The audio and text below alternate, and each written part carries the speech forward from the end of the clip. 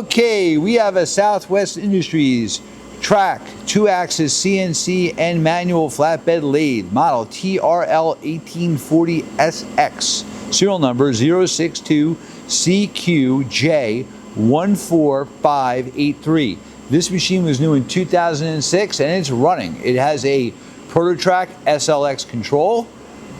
It also is variable speed from 50 up to 2500 RPM in two ranges. That's 400 and low.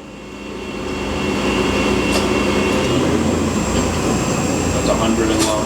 That's 100 RPM and low. Right now the machine has a 5C nose piece on it. We have the lever type.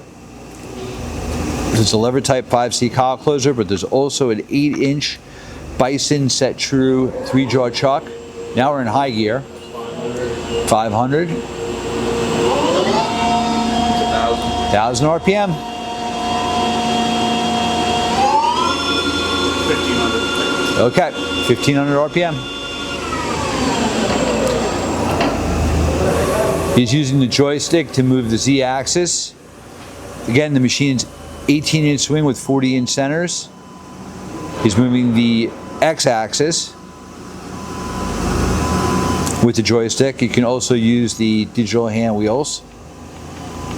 He's moving it in the Z and he's moving it in the X. So the machine has ball screws and servo motors for both of those axes.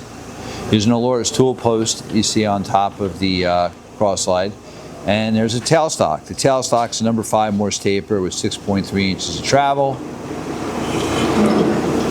And hey, thank you for watching our video.